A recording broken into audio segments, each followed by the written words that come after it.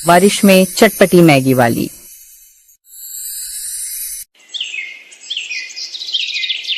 ओह, हाय रे। बहू, जरा एक गिलास पानी तो लाना। जी ये लीजिए बाबूजी।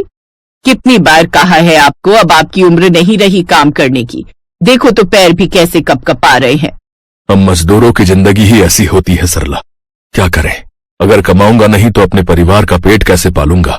आज अगर हमारा बेटा लापता ना होता तो मुझ बूढ़े बाप को यूं काम नहीं करना पड़ता। पता नहीं कैसी किस्मत लिखता है भगवान हम गरीबों की। दिन पर दिन बुढ़ापा बढ़ता जा रहा है। ऐसे में शरीर पता नहीं कब तक साथ देगा। ऊपर से घर में जवान बेटी है। अगर हालत ऐसी ही रही तो ऐसे में कैसे इसकी शादी करवा पाऊंगा। अपने सास ससुर की ये हालत देखकर सांझ को उन पर बहुत दया आ जाती है। दरअसल रामकिशोर और सरला का एक बेटा था सुरेश, जो कि कुछ साल पहले मजदूरी के लिए शहर गया था, लेकिन वहां जाने के साल भर बाद ही वो लापता हो गया और उसकी अब तक कोई खबर नहीं थी। अपने मजबूर ससुराल वालों की ऐसी हालत देख अब सांझ फैसला लेती है कि अब वो काम करेगी। इसलिए अब वो काम की तलाश में पहाड़ों पर निकलती है, लेकिन उसकी समझ में कुछ नहीं आ रहा था कि आखिर वो क्या काम करे। वो पहाड़ी इलाके के उस टूरिस्ट प्लेस पर पहुंचती है जहां बहुत से टूरिस्ट घूमने आते थे। उस जगह पर खाने के तरह तरह के ठेले भी लगे हुए थे, लेकिन फिर भी कुछ टूरिस्ट थे जो निराश होकर वहां से जा रहे थे। वाह, क्या खूबसूरती है इन पहाड़ों की। लेकिन एक बात है, यहाँ का नजारा जितना अच्छा है ना, उतनी बकवास यहाँ की मैगी है यार। न जाने कितनी बकवास मैगी बनाते हैं, बिल्कुल भी टेस्ट नहीं है इन मैगी में।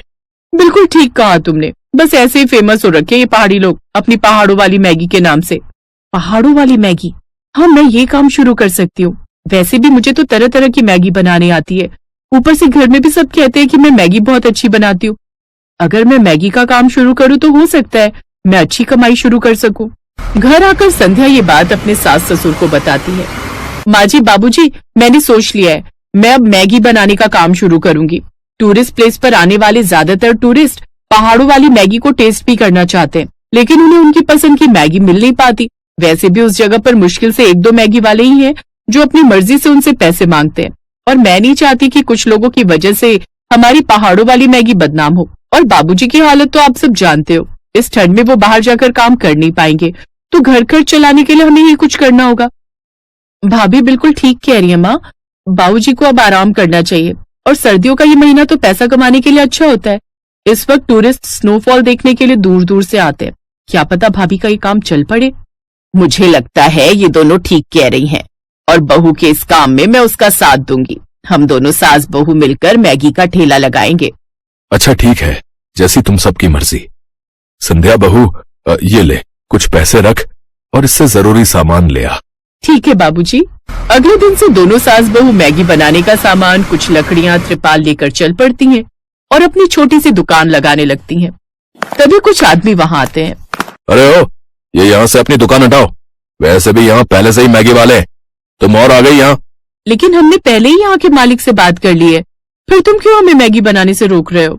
अरे क्योंकि इधर मैं मैगी बेचता हूँ, इसलिए कोई और यहाँ मैगी नहीं बेच सकता। चलो अब भागो यहाँ से। चल बहू, यहाँ से चलते हैं। हम पीछे चलकर अपनी मैगी की दुकान लगाते हैं। लेकिन माँ जी, इतने पीछे तो कोई टूरिस्ट आएगा ही नहीं। अरे हमारी मैगी में पड़ने वाले मसालों की खुशबू इतनी अच्छी है कि लोग अपने आप खींचे चले आएंगे, और जब भगवान ने हमें यहाँ तक का रास्ता दिखाया है तो आगे भी दिखाएगा। इतना सब होने के बाद भी दोनों सास बहू हार नहीं मानती। फिर कुछ देर तक जब कोई भी ग्राहक नहीं आता तो संध्या टूरिस्ट के पास जाती है। सुनिए, आप अगर यहाँ की सबसे अच्छी मैगी खाना चाहती हैं तो चलिए मेरे साथ। हम ऐसी मैगी बनाकर आपको खिलाएंगे कि आप उसका स्वाद भूल नहीं पाओगे। अच्छा ऐसी बात है, अगर तुम इतने विश्वास के साथ कह रही हो तो ठीक है, एक बार तुम्हारी मैगी ट्राई करके देख लेते। अरे नहीं विराज, तुम्हें याद है जब रोशनी और रौनक यहाँ से घूम कर गए थे तो उन्होंने क्या कहा था कि ये पहाड़ी लोग एक तो इतनी महंगी मैगी बेचते हैं, ऊपर से उसका स्वाद भी कितना बेकार होता है। नहीं नहीं मैडम, आप एक बार हमारे यहाँ की मैगी खाकर तो देखिए, और दाम भी औरों के मुकाबले कम है, सिर्फ 50 रुपए प्लेट। और अगर आपको पसंद ना आए तो आप वो पैसे भी मत देना। अच्छा, इतनी तारीफ कर रही हो अपनी मैगी की, तो चलिए एक बार चलकर देख ही लेते हैं। संध्या बड़ी मुश्किल से उन 2 ग्राहकों को अपनी दुकान पर लाती है। फिर बहू जल्दी से मैगी बनाती है और उसमें अपनी सास के हाथ का सिलबट्टे पर पिसा हुआ मसाला डालती है।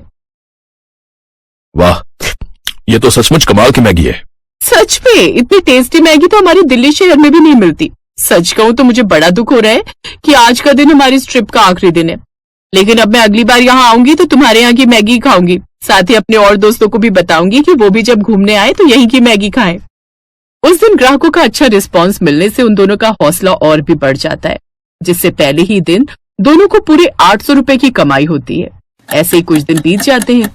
अब दोनों सास बहू हर रोज उस जगह आकर अपनी मैगी की दुकान लगाती, लेकिन अभी भी उनके पास इतनी भीड़ नहीं आती जितनी दूसरे मैगी वालों की दुकान पर होती।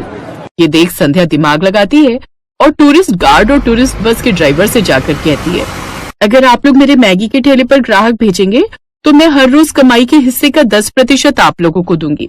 बस आपको एक काम करना है कि जब भी कोई टूरिस्ट मैगी खाने के बारे में पूछे तो आप उसे मेरे यहाँ भेज दे। अरे वाह, ये तो बहुत ही अच्छी डील है। इससे तो मेरी अच्छी साइड इनकम भी हो जाएगी। अब संध्या अपने काम को बढ़ाने के लिए काफी मेहनत करती है। अब जो कोई भी उस सनसेट पॉइंट पर आता तो मैगी खाने वाले सभी ग्राहक उसी के ठेले पर आते, जिससे सास बहू की कमाई अच्छी खासी होने लगी। संध्या की ननद जहाँ घर पर रहकर घर के सारे काम संभालती, तो वहीं दोनों सास बहू सुबह से शाम तक मैगी बेचती। लेकिन इससे दूसरे मैगी वाले उनसे चिढ़ने लगे। जल्दी से मैगी की प्लेट लगा दीजिए। आपको पता है हमने आपकी पहाड़ी मैगी की इतनी तारीफ सुनी है कि हमने रास्ते में कहीं खाना भी नहीं खाया, यही सोचकर कि अब सीधा आपके यहाँ की मैगी खाएंगे। ये सुनकर मदन और जगदीश, जो कि उसी टूरिस्ट प्लेस पर मैगी बेचते थे, सास बहू की इस कमाई से बहुत गुस्सा हो जाते हैं। चुपके से उनकी बनाई हुई मैगी में कॉकरोच डाल देते हैं। जब टूरिस्ट मैगी खाने लगते हैं तो उसमें पड़े उस कॉकरोच को देखकर बहुत गुस्सा हो जाते हैं। कि तभी वहाँ पर एक टूरिस्ट आता है जिसने अपने कैमरे में सब रिकॉर्डिंग की होती है। मैं जब इन हसीन वादियों का वीडियो बना रहा था तभी मेरे कैमरे में ये सब कैद हुआ। मैंने इन दोनों आदमियों को इनकी मैगी के सामान में ये कॉकरोच डालते हुए रिकॉर्ड कर लिया था। यकीन नहीं होता तो ये देखिए। वो वीडियो देखने के बाद सभी लोगों ने उन दोनों के ठेले को ही तोड़ दिया, जिससे उस दिन के बाद उस टूरिस्ट प्लेस पर सिर्फ सास बहू का ही मैगी ठेला लगता था। अब जो भी ग्राहक उस जगह आता वो उनकी पहाड़ों वाली मैगी खाए बिना नहीं